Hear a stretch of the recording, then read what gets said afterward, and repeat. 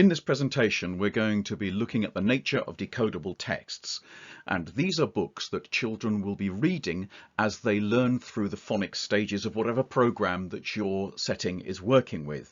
We're going to refer to letters and sounds quite a lot because that is the program that we tend to refer to in university, but this is transferable to other programs, and I will be mentioning some of those as we go through. As you are probably aware, in 2019, the Ofsted inspection framework was renewed. As part of that framework, every school will be inspected with what they're calling deep dives into particular subjects, but every school will have a deep dive into reading, specifically early reading. And as part of the explanation of what that means, an Ofsted inspector has written a blog on the inspection site, and this is what she said. We've got a direct focus phonics is taught every day in reception and Key Stage 1. Children read from books with the sounds they know while they're learning to read. Teachers and teaching assistants provide extra practice through the day for the children who make the slowest progress. All children in Year 3 and above can read age-appropriate books. Teachers instill in children a love of literature and the best stories and poems, but Ofsted do not expect to see phonics in a continuous provision as you would find in a nursery. But let's focus now on one particular aspect of this, which is in relation to reading books with the sounds they know. So this is what Ofsted are looking for in relation to decodable texts. So here is a working definition for decodable texts. They are books which children can read using only those grapheme-phoneme correspondences that they have already learnt. The exception to that is to say that sometimes these books will include high-frequency irregular words, such as the word the, and in letters and sounds, these will be referred to as tricky words, and in Read Write Inc, they will be referred to as red words. Other programs may use other terms.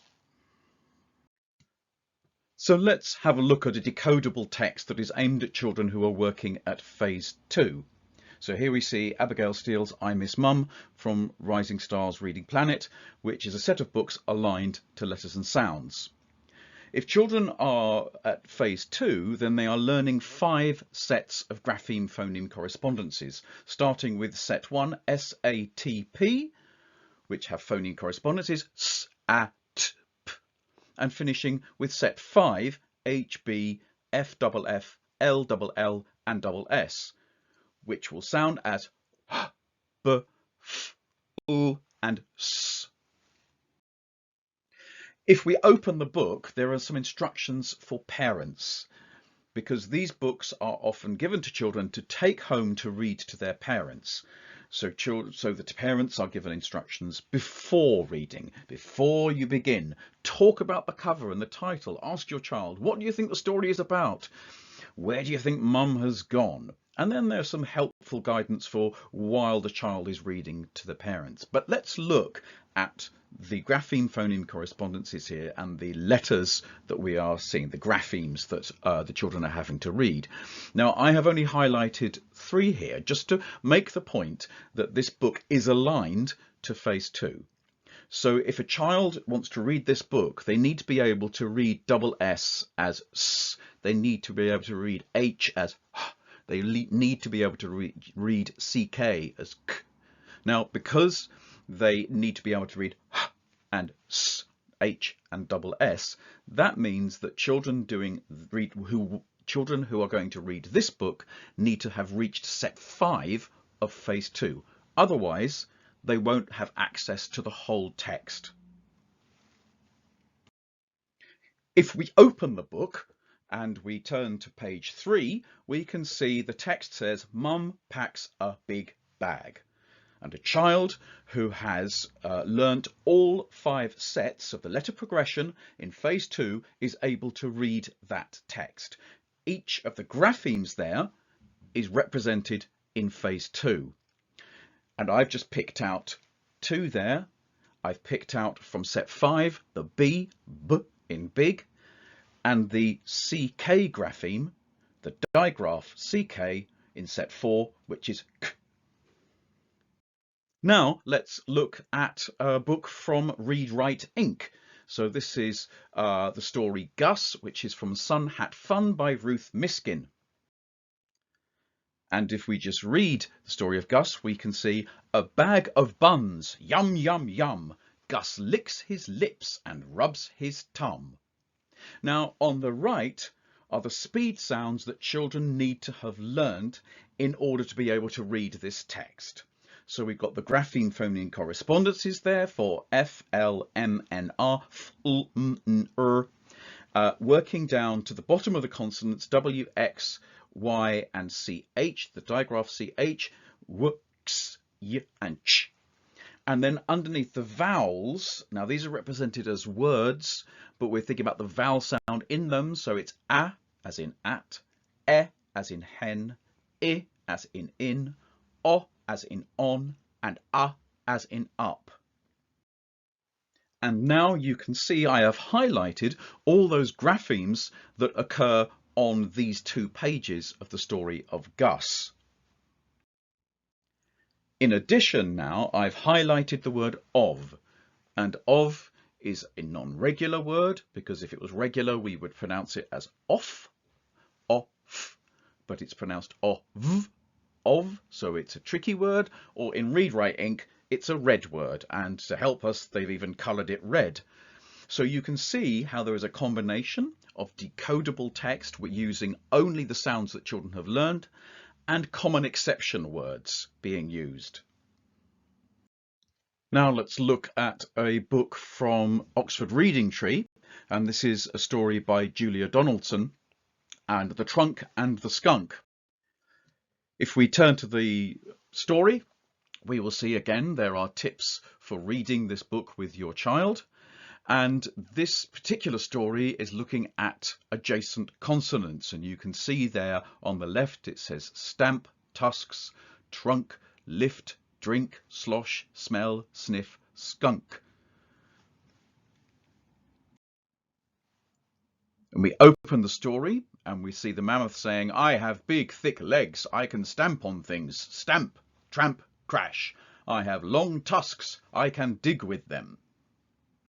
And here I have highlighted all of those adjacent consonants. So we have ST, st, MP, mp, CR, kr, GS, gz, and SKS, sks, as in tusks. The blue box I have just highlighted differently because I wanted to highlight that we have here a consonant digraph, ng, so the child will have learnt that consonant digraph prior to this. They need to know that ng is ng, and then they have s, ng, s, th, I, ngs, things. As children develop their ability to read grapheme phoneme correspondences automatically, the books that they read become more complex and the grammar in them develops in its complexity. So here we have a list from Johnson and Watson from 2014 of the features of grammar that will become more complex as things become introduced to children. Their second item is from 1 sentence to a page to 2 sentences to a page. And if we remember the book from Read Write Inc about Gus, we can see Gus licks his lips and rubs his tum, 1 sentence. And then Trunk and Skunk, we have I have long tusks, 1 sentence. I can dig with them is the 2nd sentence on that page. So we can see that complexity developing there. We can also see with the second text that they are using a pronoun, them. Instead of saying I have long tusks and I can dig with my long tusks, it's just I have long tusks, I can dig with them. So again, further complexity in the grammar. A lot of people are now publishing decodable books. The expectation is that children will have access to these and will be using them as they develop their early reading in terms of the decoding. So they are being published by people like Read Write Inc, as we have already seen. Jolly Phonics are producing their own.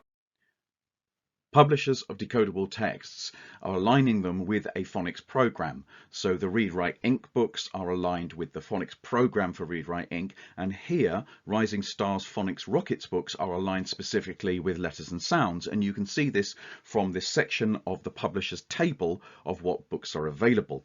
So down the left-hand side, the first column, we see the publisher's own book band, their color indicator of what level of book you're giving the child, and then the next column is telling you where in letters and sounds it fits. Then you have the books, and then you have the grapheme phoneme correspondences that are introduced in those books which align with letters and sounds, and also the common exception words, those tricky words.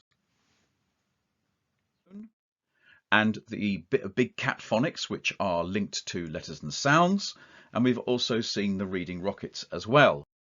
And finally, here are some books from Oxford, and you'll see familiar characters from the Oxford Reading Tree. So that's the Oxford University Press's reading scheme in their decodable books. In the first part of the presentation, we thought about what decodable books actually are and what their characteristics are. We've looked at the publishers of decodable books and how, obviously, they're going to be used in the classroom and used at home. In this second part of the presentation, we're going to consider a broader question of what it means to be a reader and the place that decodable books are seen to have within that broader process of learning to read. The Department for Education has clear criteria for deciding what. In particular, I'd like to draw your attention to that final sentence. Children should not be expected to use strategies such as whole word recognition and/or cues from context, grammar, or pictures. This position comes from concerns expressed by inspectors and literacy experts on how children were being taught reading in earlier years, that is to say prior to the Rose Review of 2006. And that there was a lot of guessing going on, and that word is a very deliberate choice there.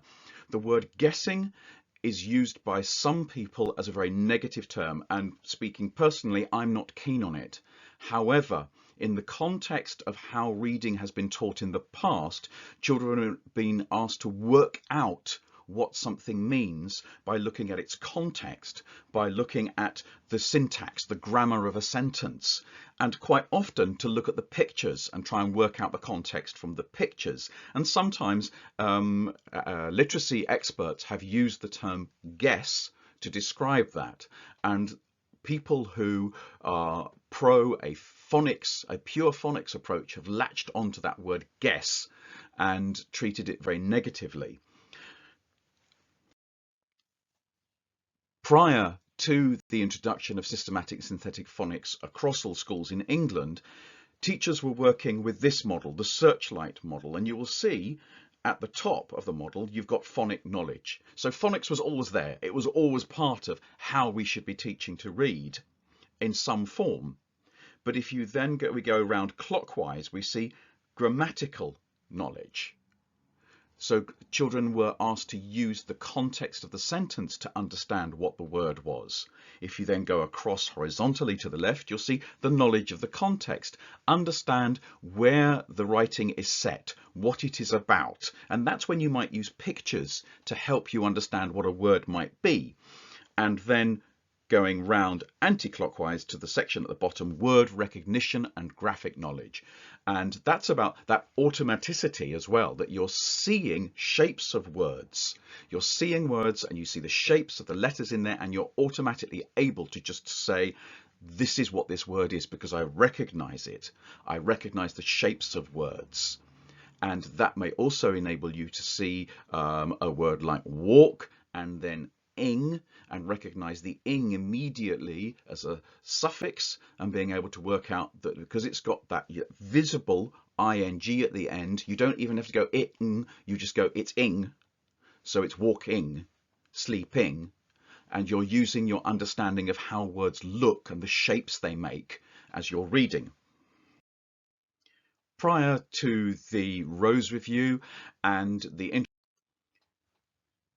I've highlighted quite a large part of that quote there, Just look at the last line though. Many supporters of phonics deplore what they see as guessing strategies. So you can see how that word guessing is being used as a weapon against other approaches to the teaching of reading.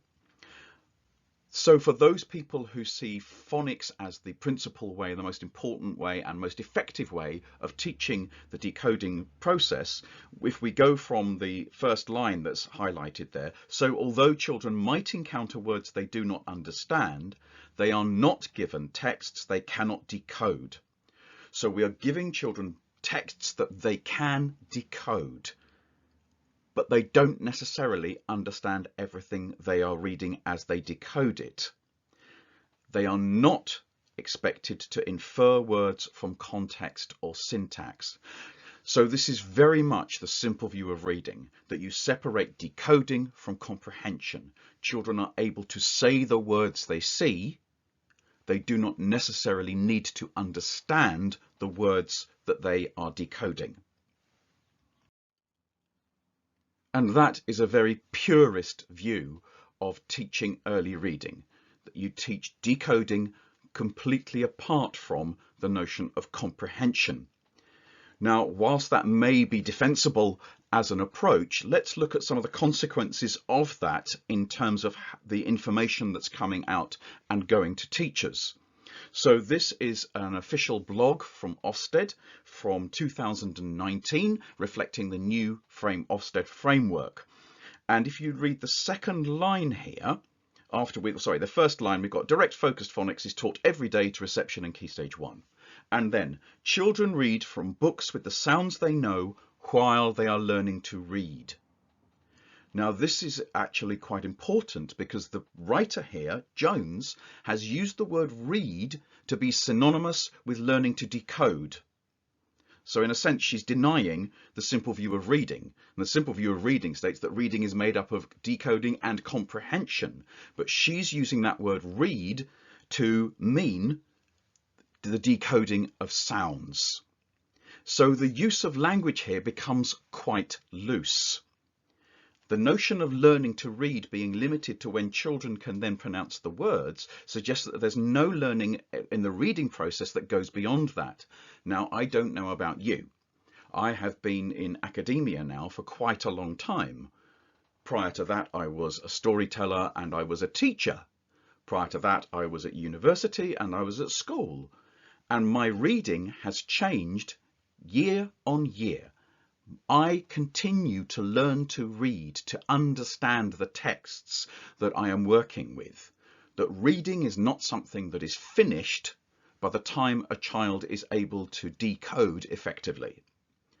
Now, I'm sure if I sat down with Jones and discussed this, she would say to me, of course that's what I meant. Of course I didn't mean that it's reading is just decoding, but it is this loose use of language that can be problematic.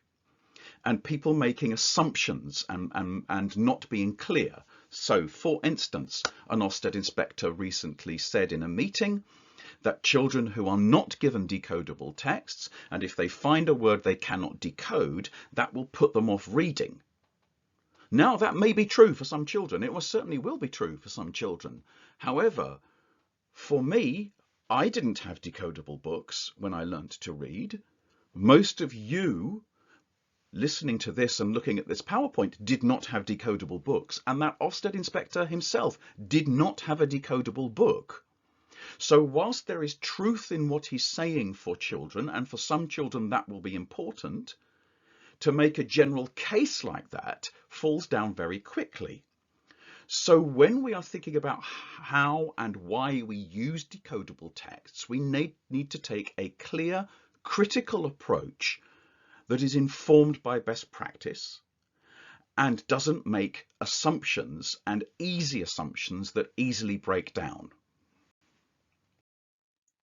Nothing I am saying here is revolutionary or goes against DFE or Ofsted policy.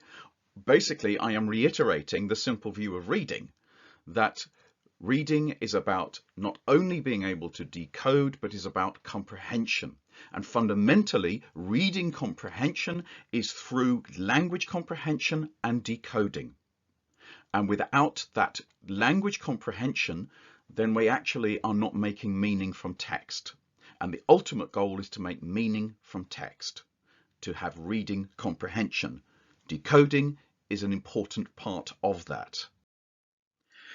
And the Education Endowment Fund's report, Improving Literacy in Key Stage 2, unpicks that simple view of reading for us, language comprehension and word recognition, as a intertwined strands here that includes the background knowledge of facts and concepts that are going to be talked about, the vocabulary that we use, the structures of language, our grammar, our ability to reason verbally, and our understanding of how print works. And then under word recognition, we've got that sight recognition of familiar words, that automaticity that we want every child to have, the decoding, being able to actually see and recognize grapheme phoneme correspondences, and being able to have that phonological awareness of where syllable breaks are and where phonemes, we have separate phonemes.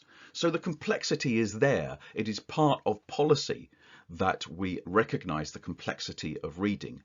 So my argument is simply that we need to take a critical and careful approach when we talk about early reading, and we use language very carefully when we talk about the role of decodable texts in that process of developing early reading.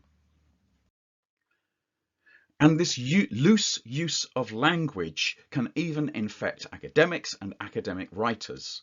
So let's have a look here at a text from two very well-respected academics, Waugh and Jolliffe. I use this book a lot when I'm talking about phonics with students, and it contains a lot of very helpful stuff. However, let's read that first sentence. Decodable texts provide vital practice for children in reading known phonemes and blending into words. That word vital, that suggests without them, you can't learn to read known phonemes and blend them into words, which means that anybody who didn't have these books should not be able to read known phonemes and blend them into words.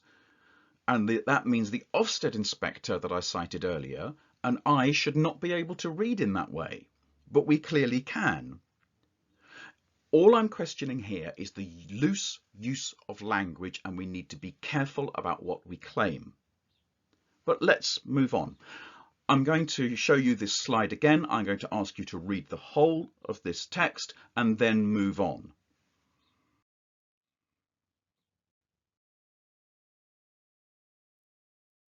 As I said, Jolliffe and Waugh's book is very useful. It's a very helpful guide to the teaching of phonics and what lies behind the teaching of phonics. And I'm going to pick out here from 2/3 of the way down the passage, the proposal is not for children to be solely exposed to decodable texts. This is a small part of the rich diet they should be offered in a language-rich curriculum. So yes, the decodable books should be going out to children, Jolliffe and Waugh are suggesting, but that is only part of the experience that leads to them being effective and comprehending readers. And everything that has been said prior to this is in alignment with the expectations of the DFE, the National Curriculum, and Ofsted. So here, let's look at Year 1 National Curriculum, that pupils need to develop the skill of blending the sounds into words for reading and establish the habit of applying the skill whenever they encounter new words. This will be supported by, and I've highlighted, practice in reading books consistent with their developing phonic knowledge and skill and their knowledge of common exception words. In other words, decodable texts. So that's the decodable text part. But now let's look at the next sentence. At the same time, they will need to hear, share, and discuss a wide range of high-quality books to develop a love of reading and broaden their vocabulary. So, at the same time as decodable texts are going home for children to read to their parents, many schools will be sending in the book bag a high-quality text that is beyond the child's decoding capacity at that point, but the parents can read to the child. So there are two approaches here. There is the practice in developing phoneme grapheme correspondences and being able to decode words and recognize tricky words, and that's in the decodable books. And then there's that developing a love of reading and broadening of vocabulary through parents and teachers sharing texts with children that are beyond their ability to decode at that point. The final substantive point is to remind you that early reading is not age specific, that children who are early readers can be any age, and there can be adults who are early readers. Ofsted have a renewed emphasis on looking at the provision for those children who are in the 20% lowest attaining group. Now, it shouldn't take Ofsted's focus on that to make us be concerned that anybody who is an early reader in Key Stage 2 is being supported. And there are resources and there are decodable books that are written specifically for older children. And if you're on BSc, it would be good to find out what is going on higher up the school in terms of supporting those children who are struggling readers. And here I've just taken a screenshot of a publisher's page of some of the books that they provide that follow a strict phonics decoding program. And so to conclude, first of all, that we need to understand that decodable texts are ones in which children can read using only those grapheme-phoneme correspondences that they already have learnt. So they should not be having to guess, in inverted commas, what words mean, use any other contextual cues, including grammar or pictures or context. Children are required to have access to decodable texts in the early stages of reading. And again, remember, that doesn't just apply to early years children or to children in Key Stage 1. The national curriculum requires children to have access to these texts, and Ofsted expect that as well. And Ofsted are looking at the lowest attaining 20% children in the school, no matter what age group. So you should be aware of what provision is being made for early readers higher up the school in terms of decodable texts, as well as those for children in Reception Key Stage 1. Finally, that the classroom should provide a language-rich environment, and that children should experience a range of texts, which will include decodable texts, but will include quality texts that are shared with them by teachers and other adults, so that they learn the love of reading and they develop their understanding of how the written word relates to themselves and to the world around them.